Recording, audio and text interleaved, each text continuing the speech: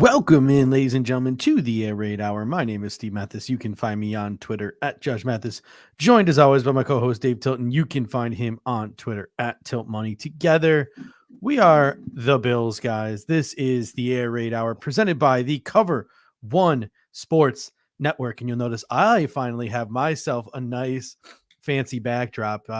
My wife and I, we just purchased a new home. And one of the things that we're doing is we create a list, and every weekend we're knocking one thing off the list, home improvement things that we want to do. She was not pleased when this is how when I interpreted her wanting accent walls in all of the guest rooms. Well, I mean, when you said you wanted an 8-foot by 10-foot banner, I was like, are you sure about that? Because that is quite large. But I will say it is really convenient for you because you can just put it on your wall and leave it there. Yeah. Mine's actually on a stand hanging behind me because my desk, the front of my desk is against the wall, and the back of me is just like the whole room behind me. So I'd actually kind of like yours, which is nice when you have an 8x10 banner monstrosity like you have. It's it literally takes up the whole wall. It's our new accent wall in the guest room, I like to call it. But hey, it's the off season. There's so much Bills news and information that we have to get to. So let's get started. I didn't realize we were at this point of the offseason yet, but Dave, quickly, your top 5 quarterbacks in the NFL, go. Josh Allen. In order. Be careful what you say. Oh, in order? Be careful what you say. Fine. Josh Allen, Aaron Rodgers, Patrick Mahomes.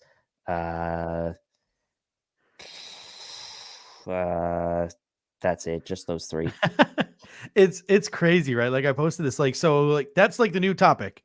Everyone, for some reason, ever since Peter Schrager and Kay Adams and all them opened their mouth on Good Morning Football the other day, it's all been, they opened their mouth and said Joe Burrow is the best quarterback in the AFC because he is the last quarterback in the AFC to make it a Super Bowl. I mean, no one was ever saying Eli Manning was the best quarterback in the NFC. No one ever said Trent Dilfer was the best quarterback in the AFC. Come on. Then you have like Dan Orlovsky leaving Josh Allen off of his top 5. You have Emmanuel Ako making Josh Allen number 1, but not putting Patrick Mahomes in his top 5. Like, it's just so silly. So let's move off of those attention seekers and that topic. One other attention seeker list, though. Colin Cowherd did put Sean McDermott in his top 8 coaches in the NFL. Oh, top 8. Wow. Yeah. Let's get away from the attention seekers and get to the real hard-hitting news of the day. Stephon Diggs had fun on his Valentine's Day. Yes, he did. Apparently he had 2 different women, both in the same hotel room. If you guys don't know the story of Stephon Diggs and how he spent his Valentine's Day, head on over to the Air Raid Hour Twitter page and check that out. We got your boy Lettuce saying disregard females, which is not something that Stephon Diggs does, and acquire Rasul Douglas. Disregard. I like that. And acquire Rasul Douglas. So we're going to get to some defensive players today. But our focus is not so much going to be on who do we acquire, but who's still going to be here and what positions need to be acquired and where do we need to allocate our resources, because the main topic for today's show is going to be roster deconstruction of the defense. So we're going to go position by position today, and we're going to break down who's still under contract, who's no longer under contract, and where the Buffalo Bills have to go from here. But before we get into that, I think it's important to note that there was a change to the Buffalo Bills coaching staff today. Yep. The Buffalo Bills, per a report from Bruce Feldman, have added Marcus West to the coaching staff as the new assistant Bills defensive line coach. He was the assistant head coach, defensive coordinator, and defensive line coach for the Charlotte 49ers in college football the past couple of seasons. He's known mostly for being the guy in charge of, as the position coach there, developing Alex Highsmith, who has had a pretty nice start to his NFL career there in Pittsburgh. He previously worked at Minnesota, and in his freshman year, there was a defensive end at Minnesota named Boy Maffey, who's in this year's draft. So that might be a little interesting connection there. How about his title at Minnesota was pass rush specialist or pass rush coordinator? It was like specifically pass rush. That was the title of the job he had in Minnesota. So I thought that was interesting. And so as like when you look and you see a guy gets hired, you're like, all right, who does he know? Like, who does he know? Like that's what that's the first thing you look at. And Eric did a great job this morning on the Cover One Twitter handle of sort of uncovering where Marcus West came from. Apparently he played in his college days when he was a player. He played under John Tierlick, who is the father of John Tierlick, who was the defensive line coach for the Buffalo Bills in 2017 before he left for Virginia Tech. And then he also credits Stanford defensive line coach Deron Reynolds as his mentor as a coach, someone who brought him into coaching. He's like, I'm a coach because of this guy, Deron Reynolds, who Reynolds was on the Minnesota staff with Leslie Frazier back in the day. And Reynolds coached Harrison Phillips at Stanford. So that is another connection. And on top of that, there's another Stanford defensive lineman in the draft this year, Thomas Booker, who when we get into our draft shows, we'll get into Thomas Booker a little bit more, maybe a developmental 3-tech you can get in the mid to late rounds of this draft, who might be another connection to the Buffalo Bills here through Marcus West and through Deron Reynolds. But between Marcus West and between the new defensive quality control coach and Kyle Shermer, it looks like there's not going to be much turnover on the Buffalo Bills defensive staff. It appears Leslie Frazier is returning as defensive coordinator.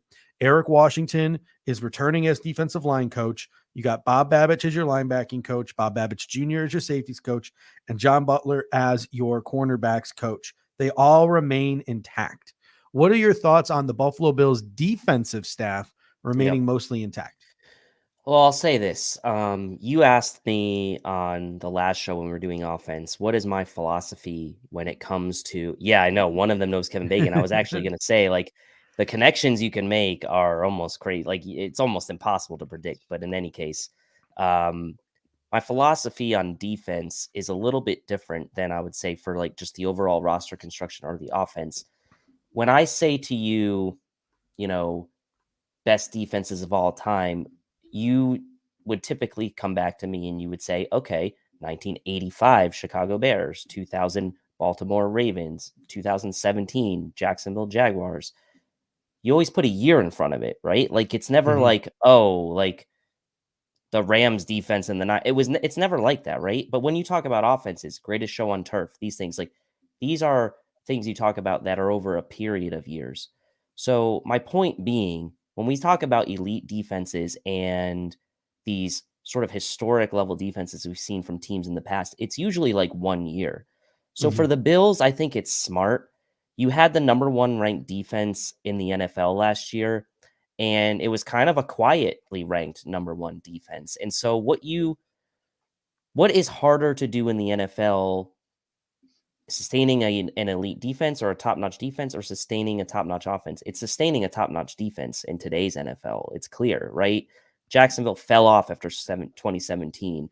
The Ravens kind of still had good defenses after 2000, but not as many. Every year there's like a really, really good defense in the NFL, and they kind of seem to like go by the wayside quicker than offenses. So my point being is that I like the fact that the majority of the staff is coming back. I believe in my heart that the Bills are really trying hard to not let 13 seconds dictate personnel decisions that are going to affect them for an entire next season. And they're also going to probably, if you're Sean McDermott, look yourself in the mirror and say, I'm responsible for that too. It's not really Leslie's fault. It's everyone's fault, right?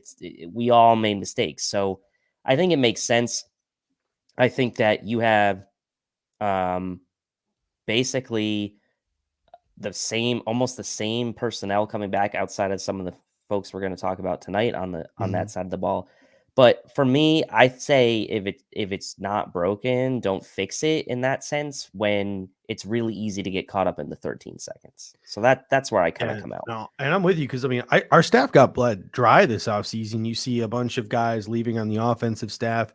You have Brian Dable on his way out, Bobby Johnson on his way out. You see Heath Farwell on special teams make his way out the door as well. So the Buffalo Bills staff going through some changes. So even if the Buffalo Bills wanted to maybe make some changes on the D staff, I think the mass exodus on special teams and on offense maybe put a stop to that, at least for this offseason. But there are concerns with the staff coming back. It was a good DVOA all season long, one of the top teams in the National Football League, but their performances against some of the better offenses in the league was noticeable. You mentioned 13 seconds, not wanting to overreact to it, but it did happen. How do we prevent it from happening again? And last but not least, my biggest beef is, and Eric Turner's been talking about this quite a lot, and Anthony Prohaska's been talking about it now too. It's this defensive system where everyone wants to be mad at Tremaine Edmunds. Everyone wants to be mad at Matt Milano. Everyone wants to be mad at our edge rushers.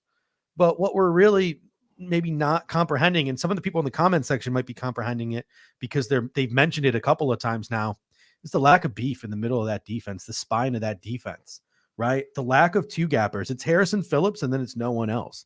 Was the other guy supposed to be Star Lotulelei, but he just didn't show up? It's what are we going to do this offseason to let Matt Milano and Tremaine Edmunds and our edge rushers be the best version of themselves? And my biggest concern right now is the lack of two gappers in the middle of that defense. Was that Brandon Beane failing the coaching staff? Or was that the coaching staff telling Brandon Beane, we don't need him? And if it's the coaching staff drawing up a defensive game plan that doesn't call for two gapping from your defensive tackles and is putting that responsibility on Tremaine Edmunds and Matt Milano, I want some new fucking defensive coaches. That's my problem with it. That's my problem with it. But we also don't know if the staff were the ones with the issues. But I mean, if you think about though, that what you just said in theory should be that's scheme, right? That's how you want to utilize personnel. That's a coaching input, right? I don't think Brandon Beane sitting up there telling Sean McDermott, you have to run this type of defense, you have to do this and that. If that's the case, then it's really interesting, but I don't believe that's happening at all. The coaching staff needs to be the ones telling Brandon Beane, these are the kind of guys that we want to have to fit our defense, and Brandon Beane is going to try to find the best guys he can to fit that. It's obviously in lockstep, right? The McDermott and Beane are they have to be in lockstep, but Sean McDermott has to at some point say, like, if we want guys that can two gap, this is the type of guy we need to look for. Now, maybe it just hasn't panned out and right guy hasn't fallen in our lap, but it's now 3-4 years going on of this. And I think they tried to with Starr maybe in the beginning and his play fell off, whether it was COVID or whatever, but like you're kind of back to square one now, right? With this whole situation. So, and that's where my frustration lies, because it's you mentioned it's been 3 or 4 years now, and people in the comment section, Jordan Davis, Travis Jones, they're throwing out all the names of these really good guys who can come in and they can two gap and they can free up things for Ed Oliver and they can free up things for Tremaine Edmunds and they can free up things for Matt Milano. But are the Bills even going to consider them the way that they have been handling this position the last couple of years? That's the frustrating part, is if like this conversation, this exercise that we go through tonight is all for naught. That's going to be the really frustrating thing. Your boy Lettuce comes in and says, we can draft Punk out in the 4th. I bet he can play defensive tackle.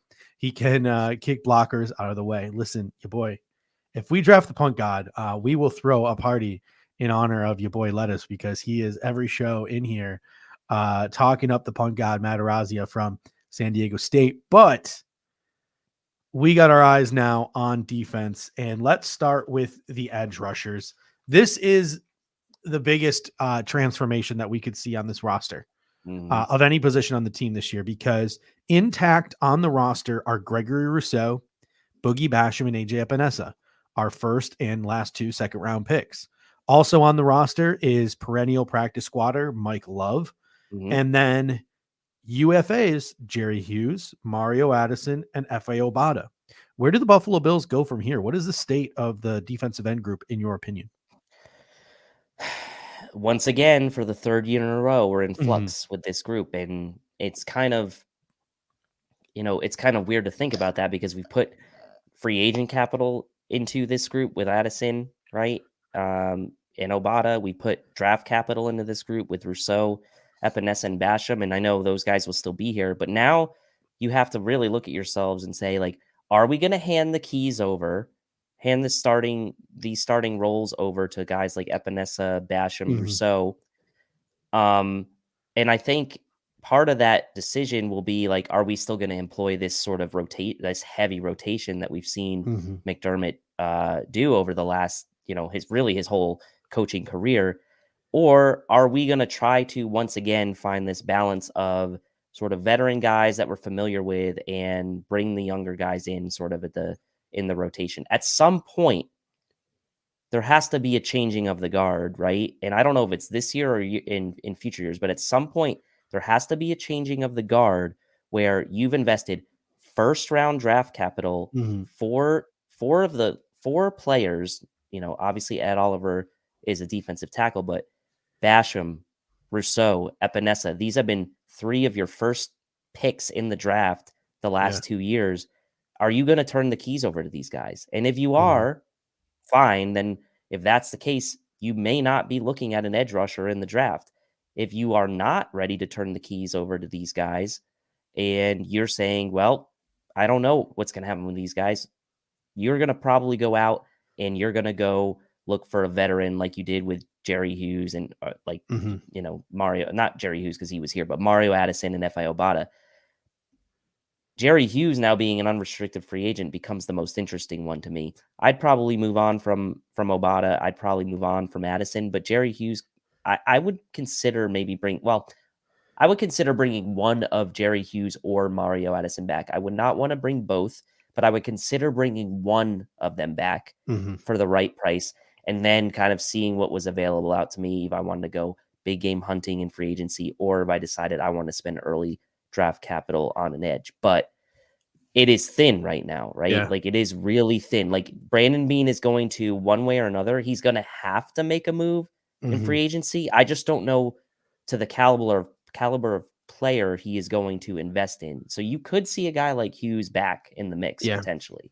I mean, if you look at it, right, like you hope that Gregory Rousseau, Boogie Basham, AJ Panessa take those Ed Oliver, Dawson Knox type of jumps and they Right. develop and get even better. And then the conversation maybe is kind of moot. You're also worried about, man, do we need a veteran in the room with all of these young guys? So then the Mm-hmm. question becomes, well, someone mentioned it. For the price tag, Jerry Hughes might be the best you can get. If your price tag for whatever edge rusher you bring in free agency is $5-6 million, Jerry Hughes is Yep. probably the best one you're going to get for $5-6 million. You think about it. Harrison Phillips is going to cost you $5-6 million. Levi Wallace is going to cost you $5-6 million. Whomever you decide to replace Harrison Phillips or Levi Wallace with, say like Derek Nottie from the Kansas City Chiefs or Dante Jackson from the Carolina Panthers, gonna cost you $5-6 million. That's $10 to $15 million at D tackle and cornerback Mm-hmm. taken up off the bat. Are you willing to go into the draft and try to draft those guys to free up that $11-12 million to go chase a $10 million edge, to go pay F.A. Obata $12 million? If you look at the advanced analytics, Emmanuel Agba got himself 11 sacks, but technically had less pressures than Jerry Hughes. You look at some other guys, Chandler Jones getting up there in years. You wonder how much Chandler Jones has left in the tank and whether you're willing to commit a huge monetary salary of $12 or $13 million a year to him. You look at guys like Hassan Reddick. Do they really fit our scheme at 230 some odd pounds? It's not deep at defensive end, right? Like you're pretty much down to like Jerry Hughes or Dante Fowler if you're willing to get into the $5-6 million a year range. Mm-hmm. And if you decide Not to not to go, mention, yeah. And if you cut the old guys loose, right, you're really taking a risk and you're yep. really throwing those young guys out there with no life support, with no veteran mentor in the room. And are you willing to go out and spend draft capital again, like a first or a second round draft pick again at a defensive end? Have two first rounders and 2 second rounders at edge? Like it's a tough question and there's so much nuance to it.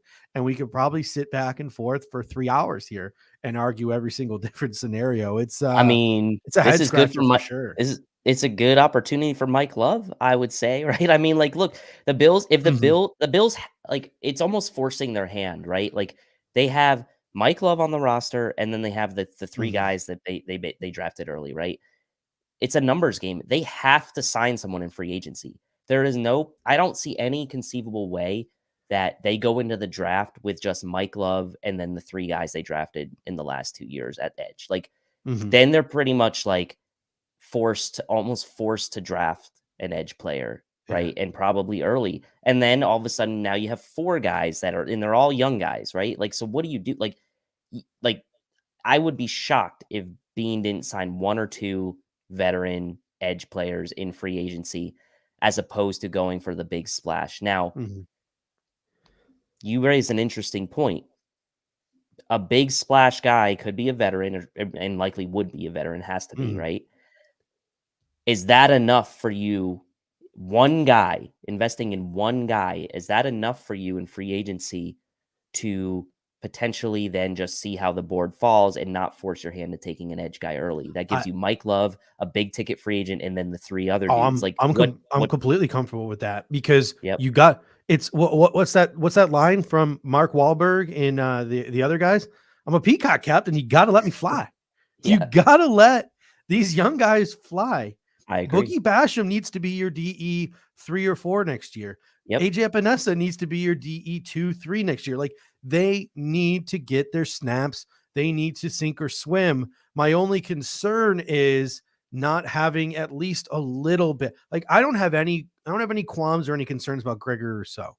I think even if Gregory Rousseau stays where he's at and he doesn't develop any further and he plateaus where he is, he's still a sturdy left end. I'm not worried about Gregory Rousseau. I want him to get exponentially better. Yep. Don't get me wrong. I do. Everyone does. But if he does plateau where he's at, he's fine and serviceable there at left end. I'm not concerned about him. But then it leaves you like Basham doesn't develop, AJ Epinesa doesn't develop. Oh shit, who's our pass rushing right end? That's why I want that big ticket, whether it's chasing an Agba, whether it's Charles G coming in with a really good comment here. Greg Tomsett made this comment on the salary cap spectacular.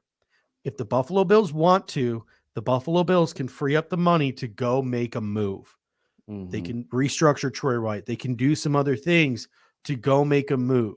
So if they can get Cam Jordan off the hands of the New Orleans Saints, if they can get Danielle Hunter out of Minnesota, I would consider trading a first-round pick, pulling the trigger, and doing so to get that guy. I just feel like I'm not someone who's going to sit here and bash Jerry Hughes and call Jerry Hughes a bum. But I'm also not someone who's going to sit here and beat the drum and beg for Jerry Hughes to come back and actively advocate for Jerry Hughes to come back. I want to see the Buffalo Bills make a splash. I don't think Josh Allen from Jacksonville is available. Everyone keeps saying this. Why would the Jaguars trade him? Like, someone please explain to me why the Jaguars would trade him. They won't. They're not going to. They have no reason to. Danielle Hunter, I can understand. Cam Jordan, I can understand. No one can sit here and make an argument that Jacksonville is going to trade Josh Allen. And that's why hopes and prayers. I mean, go back and look at what the Bears traded to get Khalil Mack. Like it's going to take that plus some to get Josh Allen off of Jacksonville. Now this is an interesting comment, and I want to get your take on this from John Herring. He says, is the rotation hurting the young guys? He says, here he goes. He goes, rotation is actually hurting the young guys. And I want to ask you this in the context of roster construction and investment. Is this possibly why we haven't seen the Bills make that big investment because of that huge rotation? Although we do know they were in on J.J. Watt last year. Is that part of this equation? I mean, even you go back to Sean McDermott's days in Carolina, it was always a heavy rotation of guys. I mean, Jordan Phillips and his 9.5 sacks is an anomaly. Every once in a while, like Trent Cole in Philly popped off for a year. Mario Addison or Charles Johnson popped off for a year and pushed double-digit sacks. Greg Hardy maybe a couple of times. But, I mean, that's the number one concern too, right? You trade for a Danielle Hunter and you trade for a Cam Jordan and then you bury him and you only play him 50% of the snaps. But also, I think the rotation is a little bit overblown. Most teams do rotate their defensive linemen. It's the JJ Watts of the world. It's the Jeffrey Simmons of the world. It's the Chris Joneses of the world. Those are the dudes who play, 75, 80% of the snaps. I'm sure if you go and I don't have the information in front of my hand, but if you go and you look at the sort of the next gen stats and look at the snap counts and things of that nature, I don't think the Buffalo Bills would be that far off of what other teams do. And the teams that don't do it are the teams that have those exceptions. And the Buffalo Bills just don't have those exceptions. I pushed in the middle of the year for Ed Oliver to play more because I think he should be pushing in, but I only think he should be pushing into the 60% range. I don't think he should be getting 80% of the snaps. I just wanted him out of the 40s because there was a couple of games where he was in the 40s and I was like, that's ridiculous. He needs to get up into the 60 range. especially with those injuries that we were dealing with at certain times. But I will say that I think the rotation does hurt the development, right? Like there's an art and there's a nuance to pass rushing. You have to sort of read the guy you're going up against. And when you're coming on and off the field, you're struggling to read that guy who's across from you. You're struggling to get into a comfort level. You're struggling to get into a confidence level. Like you struggle to sort of find that confidence, find that groove if you're constantly coming on and off the field. So yeah, that's why I would like to Addison Hughes out the door, in the door, one guy, because then that frees up more snaps for Basham and Epinesa and Rousseau without losing too much of the rotation. And people are saying Khalil Mack too. You would need a massive contract restructure because I think his cap hit this year is like $30 million, which I don't care how many restructures we make. You ain't fitting Khalil Mack's contract onto this football team unless there's some significant changes to Khalil Mack's contract. I could be wrong. When he gets traded, there could be changes to the contract, but like guarantees could stay in Chicago, et cetera, et cetera. But I'm pretty sure Khalil Mack is like the third highest paid player in football right now, or going to be the third highest player in football this year. Yeah, so his cap hit in 2022 is $30.15 million. Yeah. Holy crap. Have fun fitting that in your salary cap. And his dead cap's 24 though, so I wonder how much the Bears would have to. I'm gonna go check on over the cap and see what the Bears would I'm Googling it right too now, to see like what it would be. I'm heading over to Spot Track. So I'm going to Spot Track right now, looking at Khalil Mack's contract. What the heck did I just pull up there? Okay, so a trade pre-June 1st. Wow, the Bears actually would only take 3.15 dead cap hit. So they may be looking to try to move him. That's not a bad dead cap for him for a trade. Yeah. Post June 1st trade 17.7. So they'd have to trade him before June 1st. Well, I'm seeing on Spot Track pre-June 1st cut is $24 million.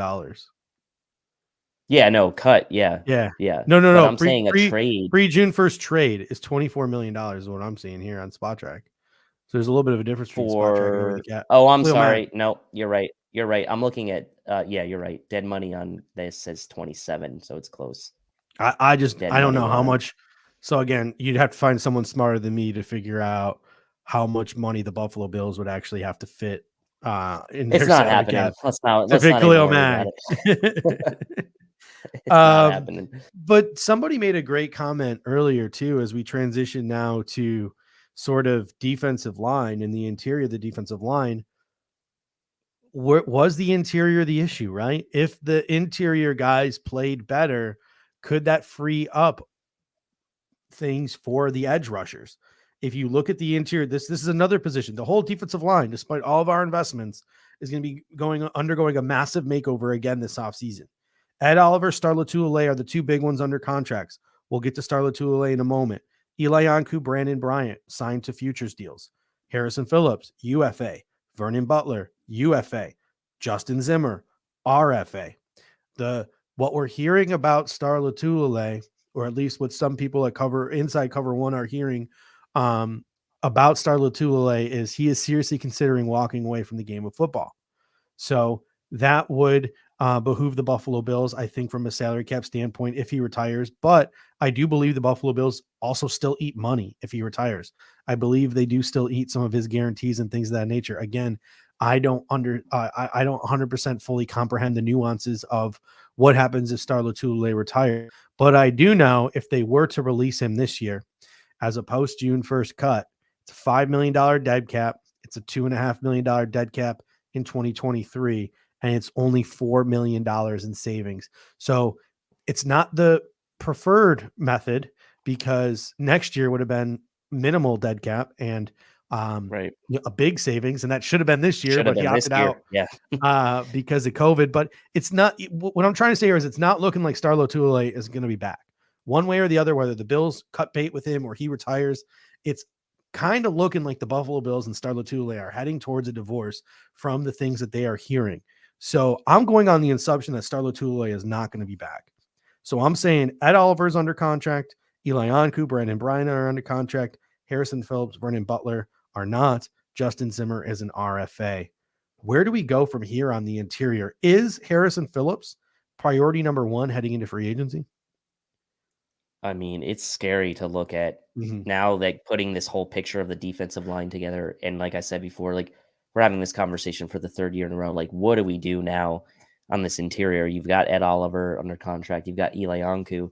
I mean, technically you have starting, but like all of a sudden this interior is like even thinner than the edge. And to me, that means getting Harrison Phillips back has to be a priority for the Bills in free agency or even before free agency starts. So if I'm looking at sort of all the pending UFAs that the Mhm. Bills have coming up right here, like Harrison Phillips to me has to be near the top of the priority list of guys you want to bring back and re-sign. Not just because I thought he played well last year, which I think we all agree he did play well, but from a numbers game, like where do you go if you don't bring Harrison Phillips back? Like you Mhm. literally have Ed Oliver and Eli Anku under the presumption that Star is gone. Like you have two guys.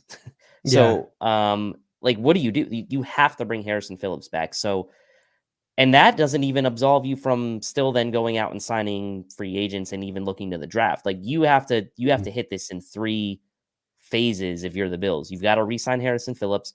You've got to go out and sign someone in free agency or two, and you've probably got to draft someone. Like I think this interior is due for a facelift where, Vernon Butler is going to be gone. We've got already shed, like we've already shed, Mhm. um, or got the thought in our mind that Star's not going to be back. Like now the interior is going through a makeover too. And it's like, man, like it seems like we're just constantly talking about this line being made over every year. Yeah, I mean, if you look at it, the one thing I will say about Harrison Phillips is I would let him. I feel like I would almost, unless he's willing to take a discount, I would almost let him test the market because I'm looking at edge class for free agents is shallow as hell. Like I'm looking at that edge class and free agency, and I'm like, yikes, there's not a lot. Like there's some Mhm. top end guys, like like I mentioned, Manuel Agba, but like and Chandler Jones, but like there's really no like depth signings in the edge class, and that's what makes Jerry Hughes so appealing outside of Buffalo to other teams. But you look at this: Harrison Phillips, you got Derek Nottie from Kansas City, who's a nice run stuffer, and Ndamukong Suh from the Buccaneers, Daquan Jones, Sheldon Richardson, Sebastian Joseph Day, Linval Joseph, DJ Jones, BJ Hill, Foley Fatukasi, and Akeem Hicks. I mean, that's about 10 names I just listed of guys who fill that sort of one tech role who could play opposite of Ed Oliver and contribute quality snaps. So if somebody wants to pay Harrison Phillips $7-8 million per year, the Buffalo Bills can probably go out and get one of these guys in the $4 to $5 million range. So as much as we love Harrison Phillips and he's a community guy and all these things, I don't think you want to risk overpaying for a guy who's I got a wouldn't pay him history $7-8 million a year, that's for sure. history of knee injuries and all those certain things. So if the Buffalo Bills, if the Buffalo Bills make an offer of 5-6 million and that is tied with all of his other best offers, 99.9% chance he's coming back here. But if a team is wanting to reach for Harrison Phillips and pay him some obscene amount of money, you're the Buffalo Bills. You don't bite and you move on to plan B. But I also look at it like this because somebody mentioned earlier, we've been talking about Devontae Wyatt, Travis Jones, Jordan Davis, Mhm. Perion Winfrey. We've been talking to death about these defensive tackles early on in the draft, right? What if the Bills went out in free agency and signed Harrison Phillips and then went out and doubled down and got for the same contract, maybe $5 million a year, signed Derek Nottie away from the Kansas City Chiefs? And we had Mhm. Harrison Phillips and Derek Nottie. All of a sudden, 1, 2, 3, your interior defensive line is Ed Oliver, Harrison Phillips, Derek Nottie. That's Mhm. pretty damn good, Yeah. right? And that adds some beef. You just added 2 one-techs. Now your fourth defensive tackle can be a middle round guy. It can be another free agent like a Maurice Hurst, maybe a pass rushing specialist type of guy. It can be Justin Zimmer. It could be like Anku. It could be Brandon Bryant. It could be the winner of a training camp battle between those. Like you get those 3 dudes in the middle, and you're Mhm. looking pretty damn solid. Then go out and add like Dante Jackson. Oh, now we can just draft whoever the hell we want in the draft, right? Mhm. Like now we can pretty much focus on going out and getting that edge rusher in the draft. We can focus on getting a wide receiver in the draft, fixing the offensive line in the draft, whatever we want to do in the draft. You had Derek Nandi, Derek Jackson, or Dante Jackson, and re-sign Harrison Phillips, and boom, you're golden. Like, and you Mhm. can do whatever the hell you damn want in the draft. So if I'm the Buffalo Bills, I'm looking to double down on the veterans, like you're saying, like add one in free agency.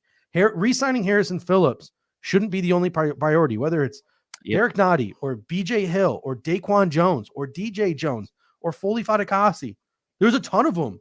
Sheldon Richardson. I just named off a ton of dudes. If you can get another guy in that $4 to $5 million range on a short term, like 2-3 year deal, pull the damn trigger. I understand that we're falling in love with some of these early round defensive tackles. And if we end up with one of the, if you draft Devontae Wyatt to go with them too, holy shit. Now you have a scary as hell interior defensive line. And those edge rushers probably will have a ton of help. Mhm. But if Jameson Williams is sitting on the board at 25, you don't have to pull the trigger on Devontae Wyatt if you think Jameson Williams is better. So it sort of gives you that flexibility in the draft. So if I'm the Buffalo Bills, I'm not only chasing Harrison Phillips, I'm chasing a vet as well. And I'm doubling down in that position in free agency. I love the idea of doubling down in free agency because of a few things. One, the draft is always an unknown. You can't bank on that. And for early round draft capital, do you really want the Bills to go like we've drafted on the defensive line early for four of our last like early round picks, right?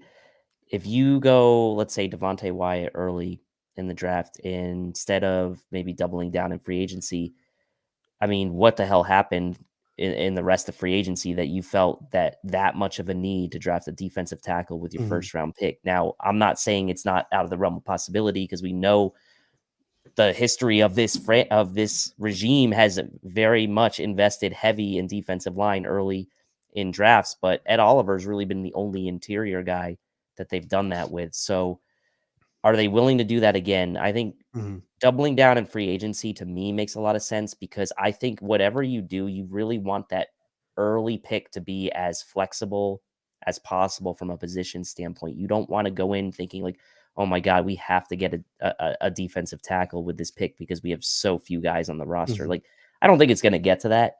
But I also think that if you want immediate help and you want to go on like another Super Bowl run this year, are you really going to do that with 3 up and coming young guys on the edge, maybe an early round defensive tackle and Ed Oliver? Like, probably not. You want some veterans in the mix there, just like we said for the edge. And so I'm with you. I would double down in free agency. And these are the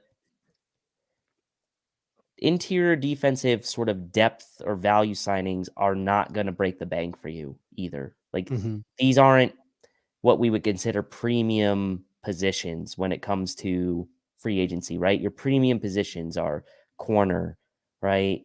Left tackle, maybe edge, right? Like defensive tackle, unless you're like an elite guy, like it's not going to break the bank in free agency, or it shouldn't. So that's why I like the idea of kind of going double down in free agency for that.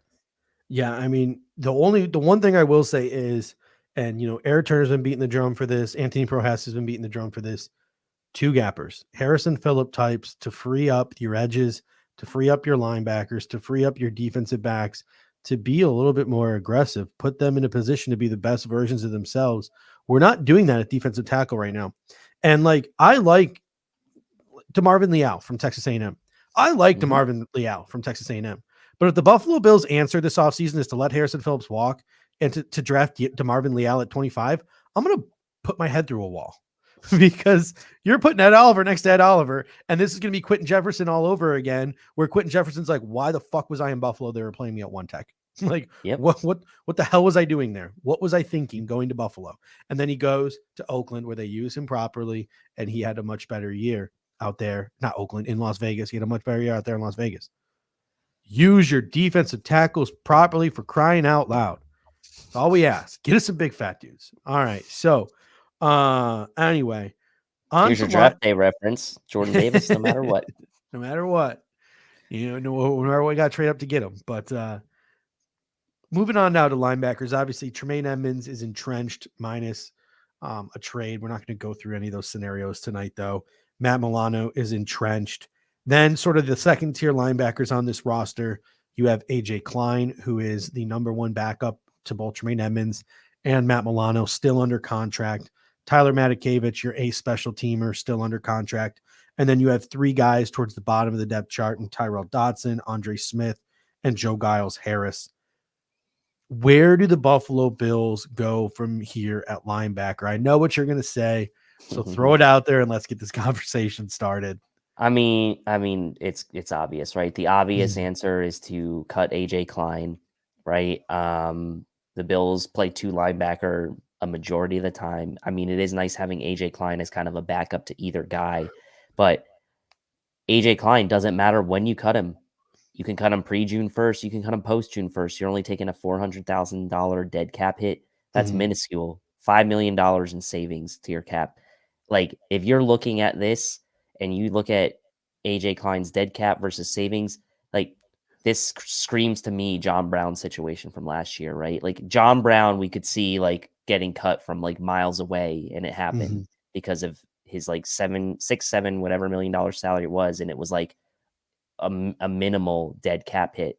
AJ Klein is that guy on defense this year, and it would be different if the Bills were playing a lot of traditional 4-3 base defense and AJ Klein was playing a ton as your strong side backer and they were playing a ton of base, but that's not what they're doing. And like we mentioned earlier in the show, the mainstays of the coaching staff are all back. So you wouldn't expect that to change.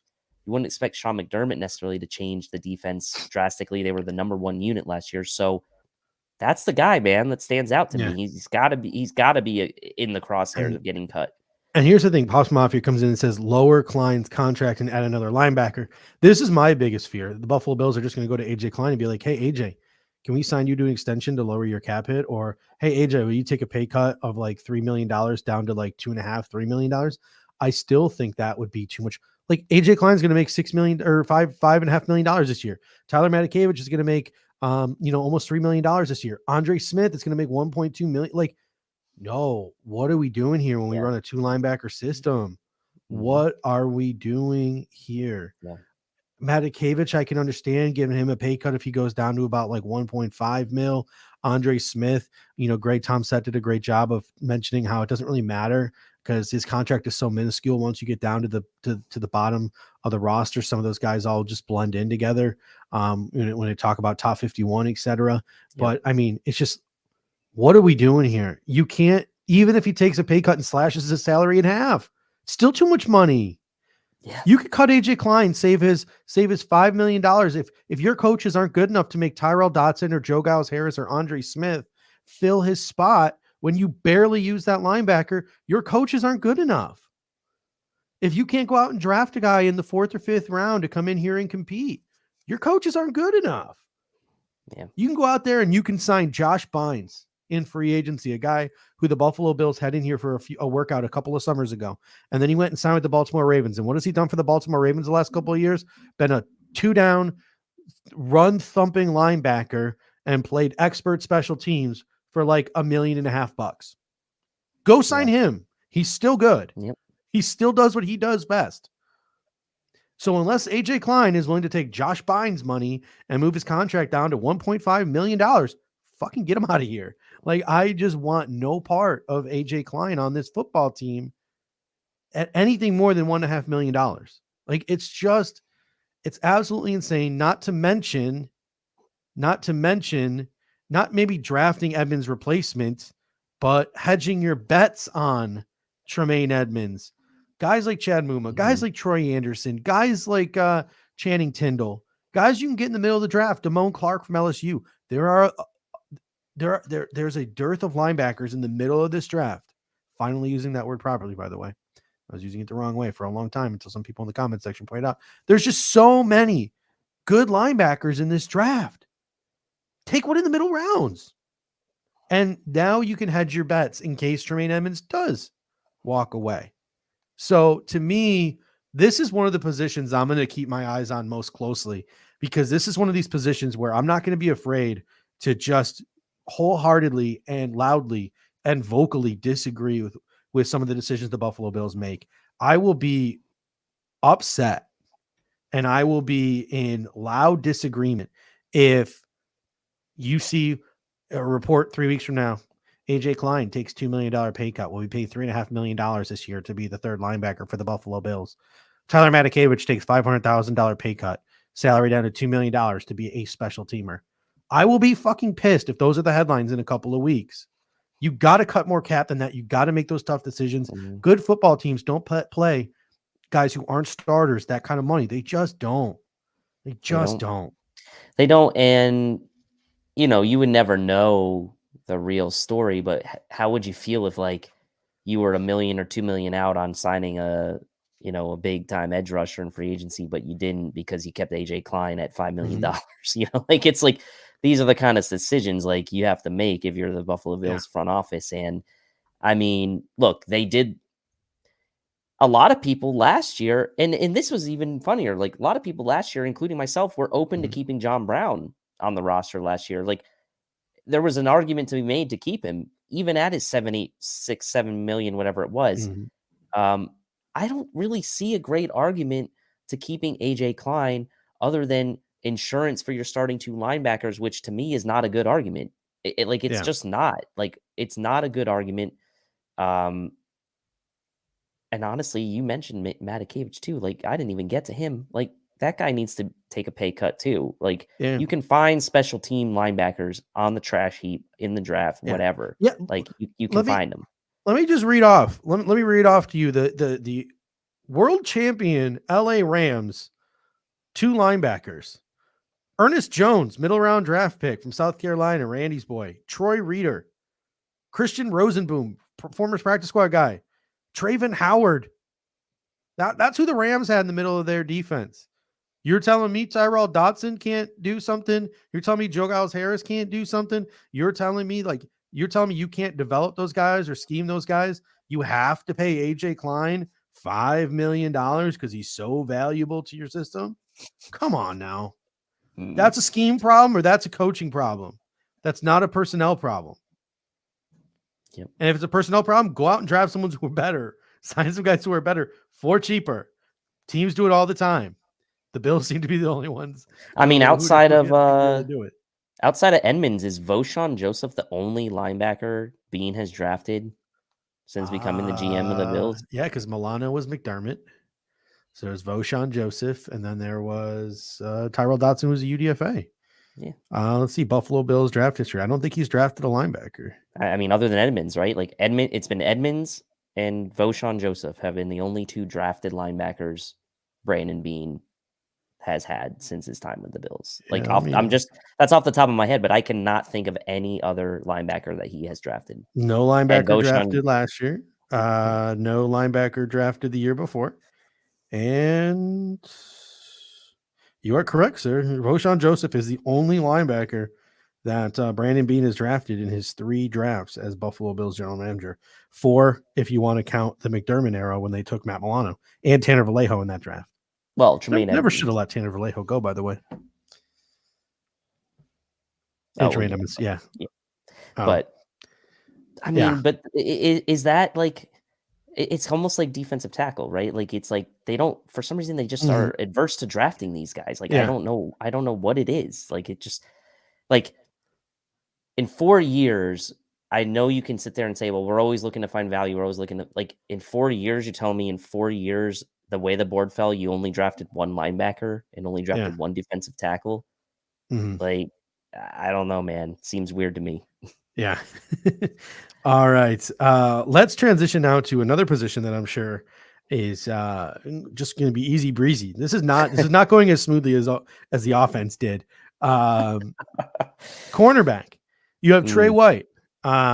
Is Vallejo still around? Yeah, he was really good in Cleveland, and then he went to Arizona, and he's been a special teamer in Arizona who that's all you need him for. Who plays quality defensive snaps. Isaiah Simmons was benched for him in the playoffs. I think that says more about Vance Joseph than it does about Tanner Vallejo. But anyway, at cornerback, you got Trey White. There's no guarantees, people, that he's going to be back and ready for week 1. Right. No guarantees. This dude could start on the PUP list for all we know and not be back until mid-season. So to me, veteran cornerback is going to be a need, but we'll get to that. Looking at who's under contract: Trey White, Dane Jackson, Cam Lewis, Elijah Griffin, Nick McLeod, and Tim Harris. There's a lot of dudes there. Like that's 6 guys. It's deep. but not exactly the most talented in the world. Free agents, UFA, Levi Wallace, Saran Neal. Where do the Buffalo Bills go from here at corner? This is scarier than maybe people are willing to admit because of the whole, I mean, at this point, right, we're mid-February. We don't know when Trey White's going to be back. We'd love to say, yeah, he's going to be ready. He's going to be back for camp. He's going to be ready for week 1, whatever. We don't know that, right?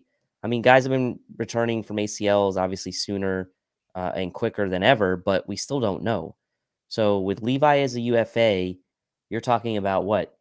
Like Cam Lewis and Dane Jackson, or Nick McLeod and Dane Jackson as your top 2 corners potentially going into training camp. Like, again, they're going to sign somebody, they're going to draft somebody, but like the thought of that is scary, right? Like, so if you're the Bills, do you look at Levi Wallace like you're looking at maybe Jerry Hughes and you're saying, well, maybe Levi Wallace, who knows our system and has actually been pretty reliable for us as a starter opposite of Trey White, do we look to bring him back?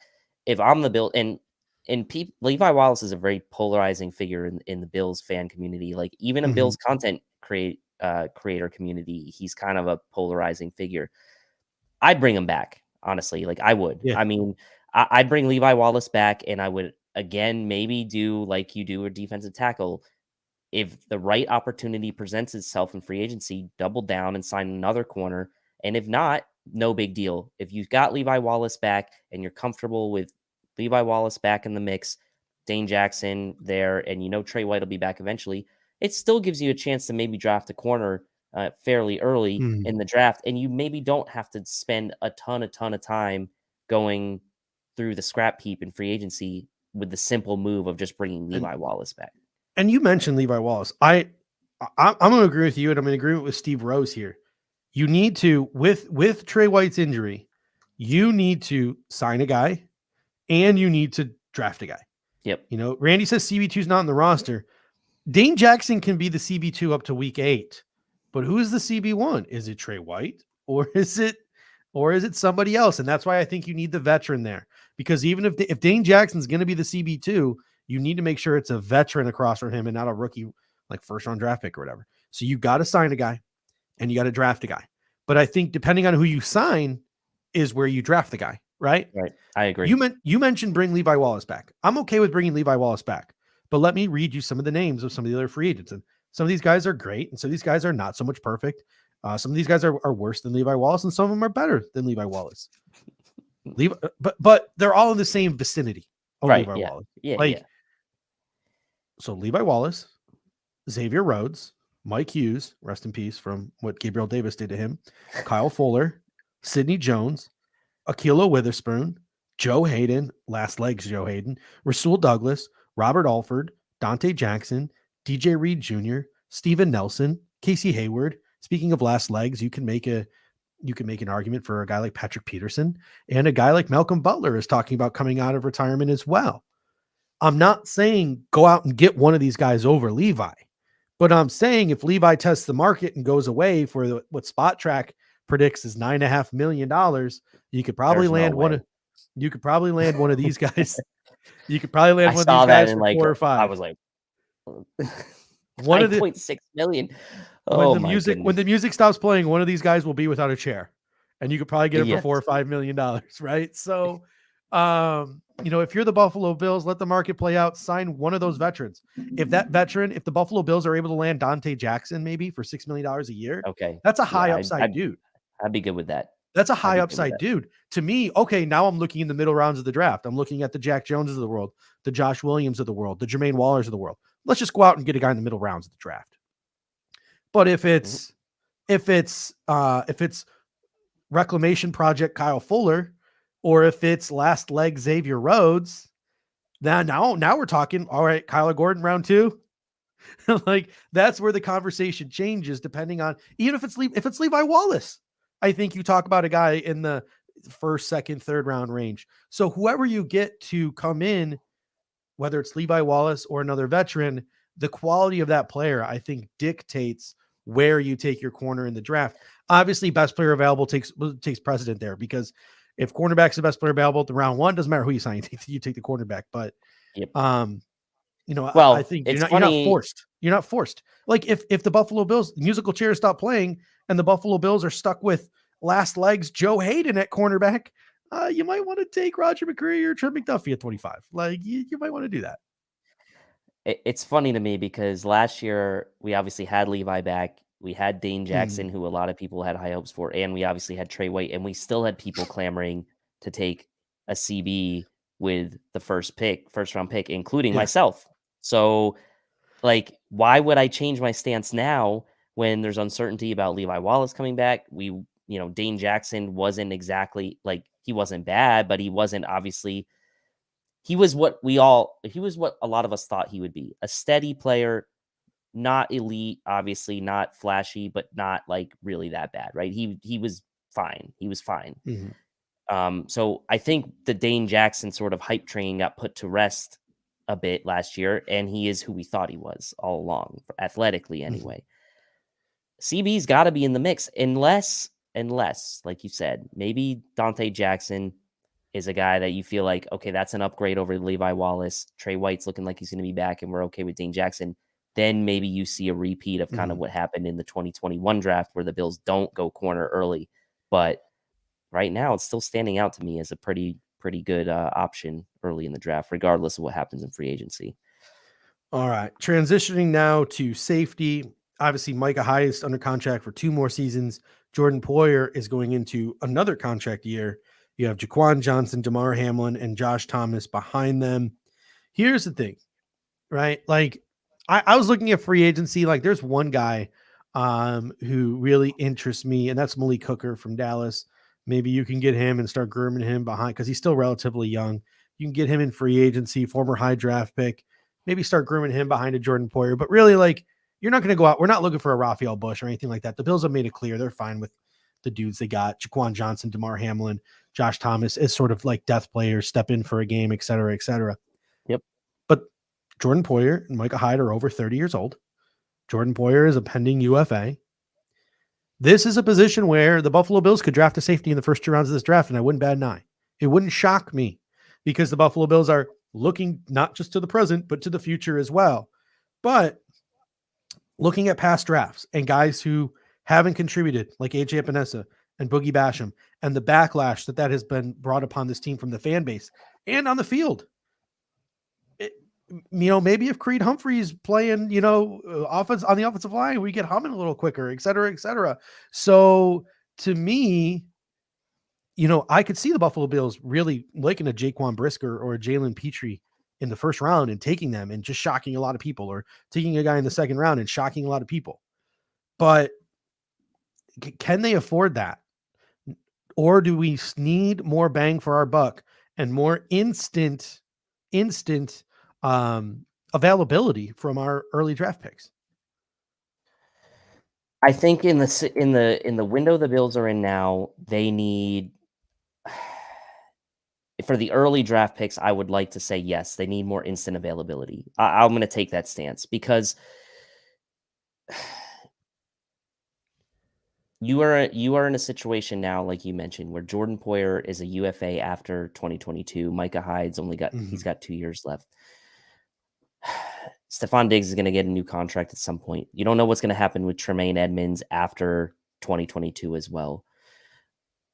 What's going to happen with Colby? Like, what's going to happen with Gabriel Davis? He's going to end up getting a contract at something. Like, you are in a nice little window here right now if you're the Bills, with especially on defense, that you need to find guys, I feel like, early in the draft that can contribute.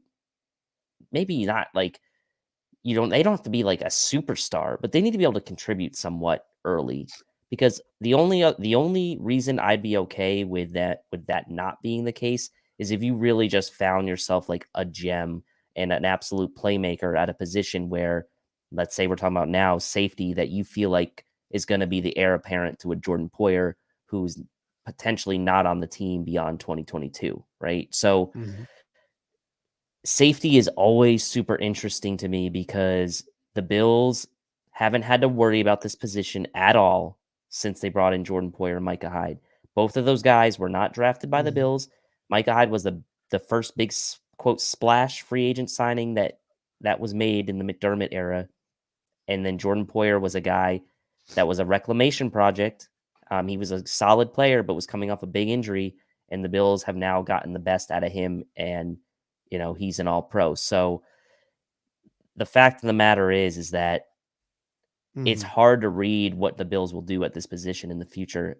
I mean, Michelle, like, don't get me wrong, I really liked Jaquan Johnson when we drafted him, but I don't know that there's a future for him starting for this team. And the point I'm going to make here is Randy mentioned, like, I think they're high on DeMar Hamlin. I wouldn't be surprised if they're high on DeMar Hamlin. And another guy I wouldn't be surprised they're high on is Josh Thomas out of Appalachian State, who's on the practice squad the whole year. But you can't count on that completely. And I understand that Jordan Poyer and Micah Hyde sort of came out of nowhere. But I mean, Micah Hyde was still a relatively high draft pick. I believe he was a second or third round pick. So, and Micah Hyde played pretty well in a rotational role for Green Bay. Like, he wasn't a scrub. I mean, he earned that $25 million contract or whatever you got when he signed it. And I still think the Buffalo Bills are going to want to add a little bit more juice to that room. But if they decide not to add juice to that room, I do think the one surprise you could see is I think Josh Thomas could usurp Jaquan Johnson. I think Jaquan Johnson, it's going to be put up or shut up for him at training camp this year. I think that a guy like Josh Thompson could be coming for his job. Maybe the Buffalo, if Saran Neal walks, maybe the Bills keep 5 safeties and Jaquan Johnson and Josh Thomas are safe. Like, who knows? But those are some of the conversations we can start, having towards the, once the training camp gets around. God, can training camp be here already? Is it not here yet? Anyway. Not even in March yet, man. All right. I guess we can deconstruct the defense. Tyler Bass, good. Reed Ferguson, safe. Matt Hawk has $1 million option coming up in March. I don't think the Buffalo Bills are going to pick up that $1 million option. So the Buffalo Bills will be free agent and possibly draft shopping for a punter. That wraps up the punter conversation. Well, people in the comment section, so here's one thing. Here, a couple of things I want to do. I want to get to Randy's comment about Trayvon Mullen, and I want to open it up to the comment section for what do you guys want to talk about? We'll spend the last 15, 20 minutes or so talking about whatever it is you guys want to talk about. But before we get to Randy's comment and talk about whatever you guys want to talk about, so throw your topics or your questions or your comments in the comment section. I've been putting a punter in every single one of my mocks, and people have been making fun of me. Do people not think we should draft a punter? So here's my mindset. My mindset on it is go get your Tyler Bass of punting, right? Go use a 5th or a 6th round draft pick. Go get your punter. I like Ryan Stonehouse from Colorado State. There are some big Jordan Stout fans from Penn State. There are some big Jake Cromartie fans from Georgia. There are obviously some big punt god fans, Matt Arazia from San Diego State. There's 4 fucking punters in this draft who are all NFL caliber punters. Pick the one that you like the most and go get them. Go get your Tyler Bass. I know Tyler Bass was the second kicker off the board, but that's just because the Patriots drafted a white supremacist. It's not a big deal. No big deal. No one ever talks about that, by the way. It's just what they do. So go out with your 6th round pick and get your punter. Whether it's Arazia, whether it's Camarda, whether it's Stout, whether it's Stonehouse, go get your punter. People are actively making fun of me in my mock drafts for taking a punter. Look, I'll frame it this way to maybe I have feelings too. I'll frame it this way to maybe to come to your defense a little bit. If you go out and draft a punter in the 6th round, let's say, and that's your punter for the next 10 years, and that guy turns into Brian Moorman, the next Brian Moorman, are you really going to be mad about it? No, I don't think you're going to be mad about it. Yeah. Like, we have proven, or at least the Bills have, that it's not so easy to find a punter off the scrap heap that's worth anything. Like, we were all talking about who was the guy that was cut from Green Bay that was sitting on his couch like 2 years ago that we wanted to bring. Shum, yeah, or like he just sits there like shirtless, posting Twitter vids of him punting, and like spins us and drafts a bunch if we don't draft. Meanwhile, like Colton Schmidt just like pounds beers in one Bills Drive parking lot and just punts balls like at the door. Like, what's that movie where John Cusack like holds the radio up outside of the? Colton Schmidt probably just sits out of One Bills Drive and punts footballs into Brandon Beane's window like at least once a week, trying to get his attention. Oh my God. Yeah. Well, I'm not opposed to it, right? I'm not opposed to it. If you think about day 3 in the draft is an absolute freaking crapshoot as it is, right? Like, the Bills' day 3 record on day 3 of drafts recently really hasn't been that great if you think about it. Yeah. Jack Anderson gone, Marquez Stevenson, didn't do much last year. Like, day 3 is a crapshoot. So if you can get a guy that you feel like is going to be on the roster and could be your punter for the next decade, I don't see a problem with it. I really don't. Your boy Letters comes and says, I make fun of Steve for avoiding punt god. I don't avoid punt god. I just avoid drafting punters in the 4th round. So I usually go for guys like Stonehouse late. But Randy chimed in earlier and he mentioned a cool CB2 option. And while we're discussing the CB2 option, don't be afraid. Again, we're going to open up the last 10, 15 minutes here to whatever you guys want to talk about. So let us know what you want to talk about. And, he mentioned Trayvon Mullen from the Las Vegas Raiders, high draft pick a couple of years ago. Obviously Las Vegas is kind of in flux. I could see them looking to trade a guy like Trayvon Mullen. So a guy like Trayvon Mullen, this is the outside the box thinking where the Buffalo Bills could just snap of a finger out of nowhere, could go in and make a move. So a guy like Trayvon Mullen too, with that outside the box thinking, I like that. Someone mentioned earlier how they didn't like Kyle Fuller. Rasul Douglas was on his last legs. Like, Green Bay was his last shot, and he turned it around. So it's really all about the situation that you find yourself in. Kyle Fuller was a really good cornerback in this league for a good long while there, and he's still relatively young. He'd come to a place like Buffalo, and they could, again, make him the best version of himself, and you can get a really good, Pro Bowl caliber corner for dirt cheap. So, a guy like Kyle Fuller, I wouldn't doubt as well. But what do you guys want to talk about in the chat? Let us know, and we will get to it. We got Green Destiny coming in and says, what about Steven Nelson and Rasul Douglas? Rasul Douglas is going to be pricey because of all those INTs he had. Steven Nelson is, I don't know. He would probably get around Levi Wallace money, somewhere between $5 and $7 million, I think, for a guy like Steven Nelson. I agree. And the funny thing, he made $3 million this past year. I think the funny thing about Steven Nelson was, like, in last year's free agency, we were like, a lot of people were all about Steven Nelson. And like, Bills should go out and get Steven Nelson, So, hey, maybe it's better late than never, right? He could be an option. I still think Dante Jackson tops the list for me as far as guys, if you're not going to bring back Levi Wallace, may need to draft a kick returner too. And that's an interesting thing, right? We haven't really talked about from a special team standpoint. Kick returner. We did kind of cover it with the offense, but then you're kind of creating what kind of confusion are you going to create if you draft a guy who's like a Marquez Stevenson 2 years in a row? Then it's like, are you really settled on that position? But here's the thing: the Buffalo Bills. I don't know necessarily if the Buffalo Bills drafted Marquez Stevenson to be a return specialist because he didn't really do a lot of that in college. I just did a mock draft.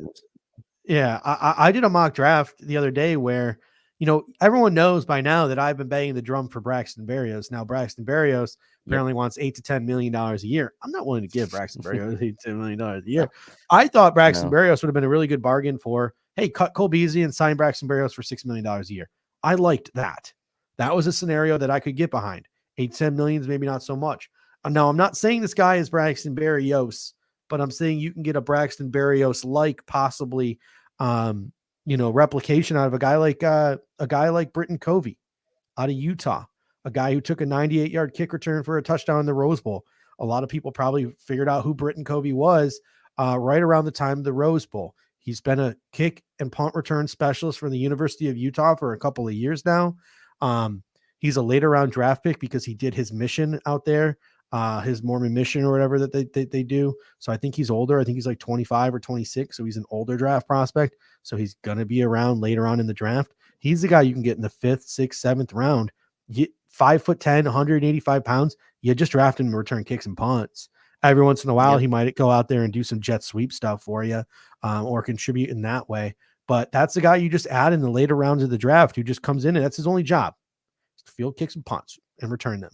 Like, you're not drafting him to be a receiver. Or you can go do another route. Kyle Phillips in the middle rounds of this draft is a guy I really like. I think Kyle Phillips has a potential to come in here, got the speed of a McKenzie, has the ability to possibly turn into the type of receiver that Cole Beasley is. Plus he gives you kick and punt return flex. If the Bills go out and get Dante Jackson in free agency, drafting a corner in the middle rounds, there's a guy at Arizona State University right down the street from me here, and Jack Jones can return kicks and punts. He can come in and be your CB4 because I really like Jack Jones. He's really undersized, which is why people aren't going to want to start him in the National Football League. But between the ears, he's a starter. He's a starting caliber player in the National Football League. This dude hangs with some of the best receivers, can hang with some of the best receivers in the country, or at least the Pac-12. And he can return kicks and punts for you. So be CB4 punt returner. So, there are a number of options for the Buffalo Bills. What you just described reminded me of Avery Williams from last year. Oh, I loved Avery Williams. Yeah, that would be. I think Avery Williams is very much a nickel corner, whereas Jack Jones, despite his diminutive stature, could play on the outside. But you're 100% right. Whereas depth corner, return kicks and punts. Like, you serve two purposes. I really like a guy like Jack Jones in that role as well. All right, look, scrolling through the chat here. Looking through, we got Steve Rose coming in saying, you think McDaniel's hire works out for the Finns? They are stuck with Tua for now, and their corners are aging. I don't know. What are your thoughts on Mike McDaniel to the Miami Dolphins here? I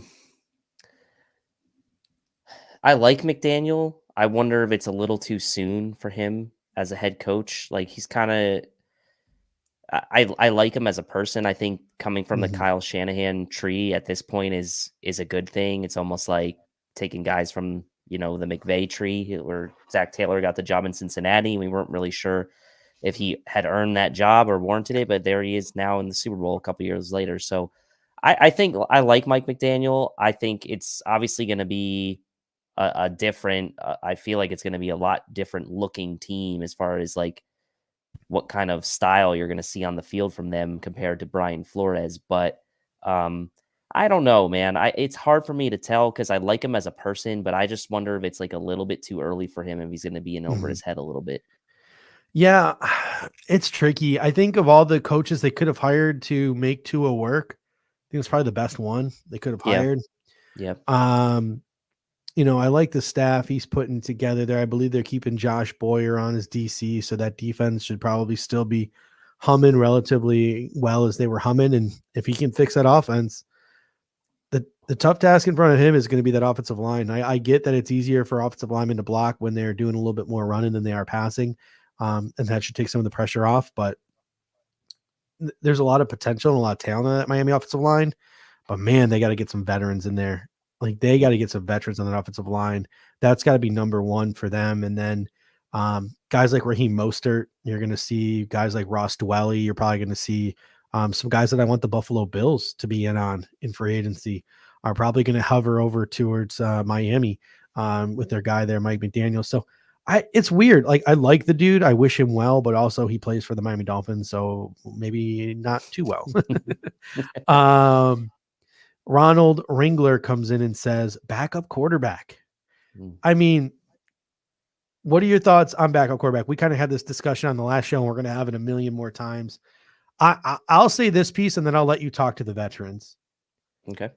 Akil Glass, Cole Kelly, Caleb Alibi. There are some dudes in this draft in the later rounds that I will stand for. Some balls of clay in this draft. Cole Kelly, 6'7", 260 pounds. Akil Glass, the HBCU quarterback who's got a really live arm. I mentioned Caleb Alibi, the MAC quarterback, who's got a pretty decent live arm, relatively athletic. There are some guys in the later half of this draft who the Buffalo Bills could take. I'm talking like 5th to 7th round and probably be a practice squad guy year one, but could eventually develop into a really quality backup quarterback that actually stays here for more than a year or two. Higher ceiling than a Davis Webb, higher ceiling than a Jake Fromm. So there are guys late in the draft that I like, but they're not going to be able to be your backup quarterback right away. So Dave, talk to the veteran portion of this and who the backup quarterback could be for this football team. Yeah, I mean, look, a lot of people want Fitz back, right? But here's the thing. I think Fitzpatrick is going to be out of our price range for backup quarterback. Like, I'll just say that. Like, I think like he made $10 million last year, in a role where he was starting. He wasn't like, I think Fitzpatrick is going to go somewhere where he thinks he's got another chance to maybe like usurp a starting quarterback or have a chance for real playing time. He would have to take a pretty big pay cut from his recent trend of paydays if he's going to be the backup quarterback Like for the Bills. a $10 million pay cut.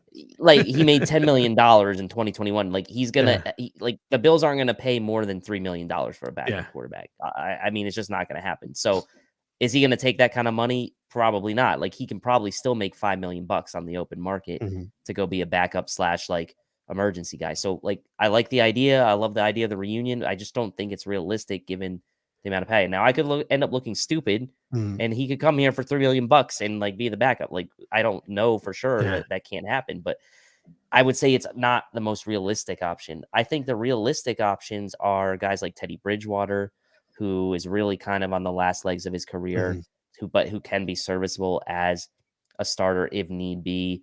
I think, you sparked my interest on a guy like Kyle Allen, although he isn't technically available, could be a sign and trade type of situation with the Commanders, and has some, although Bean didn't draft him in Carolina, there's some familiarity there. He's got Josh Allen connections.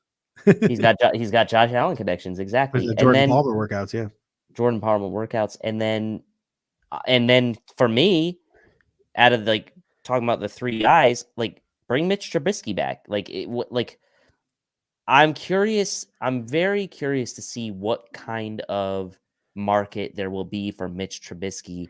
Given it seemed like the Commanders were in on him at the trade deadline, so I wouldn't be surprised if Washington makes a play.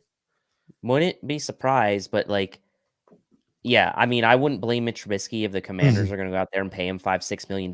Yeah, I'd jump for that too. But if the market's pretty cool on him and like the Commanders go for like a guy like Mariota or someone like that, could you see Mitch Trubisky back with the Bills at like $2.5-3 million again? Yeah, you definitely could. And so I would say for me, like my preference is to have Mitch Trubisky back as the backup. That's my preference. And then, but then I'd be okay with guys like Bridgewater or even Kyle Allen or even Brandon Allen. Really, I'm so mad that we didn't get like a big enough blowout early enough to see Money Mitch get to chuck the ball around. Like I wanted to see Money Mitch. He was fun in the preseason. So, but that was good. I really like Brandon Allen too from Cincinnati, kind of a low key under the radar guy. My biggest fear is worst case scenario, right? Worst case scenario is Matt Barkley, reunion tour, Colt McCoy, who is just super up there in age, even though he did win a game or two with the Cardinals when he had to play, but like you can't throw the ball more than 10 yards. I just have like this really weird feeling that we could be in play for Joe Flacco. It's more of a gut feeling than that. I brought this up. I think I did it off Eric Anderson.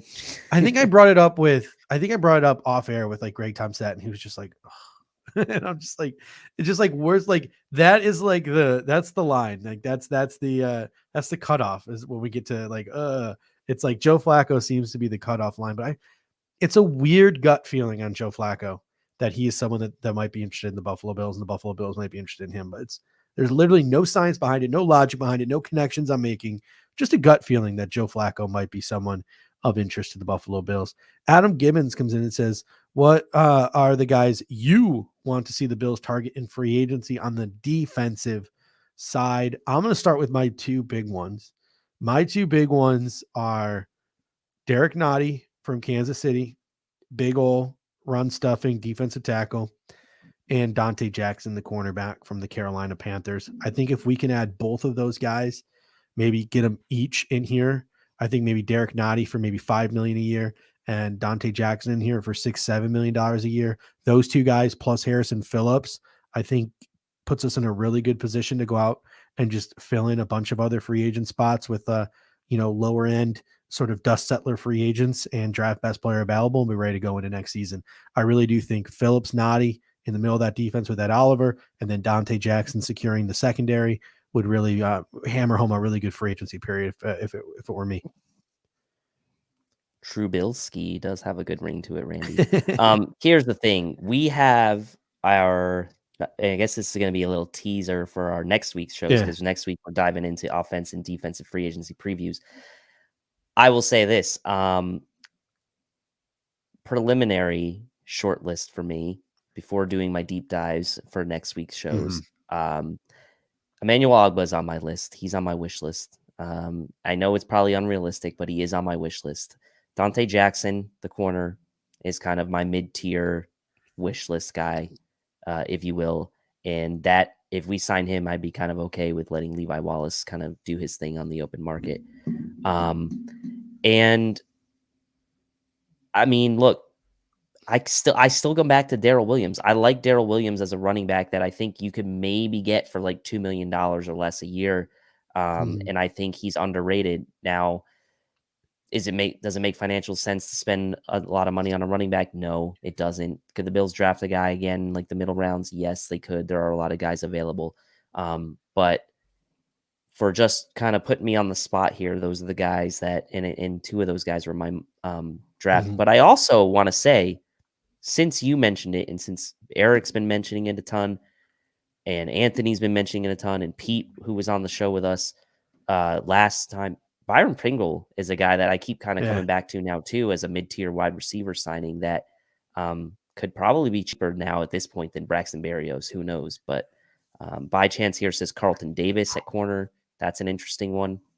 Going to be costly. Franchise tag. They're just going to be getting $14-15 million a year. I don't think Carlton Davis is going to be in our price range. But yeah, club. I like Raheem Mostert. I'm really warming up to J.D. McKissic.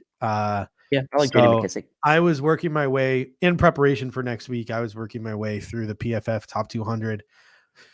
Great article. Listen, it's PFF. PFF is what PFF is, but they give you an idea of like what some of the contracts are going to look like, what some of the guys' strengths are, what some of the guys' weaknesses are.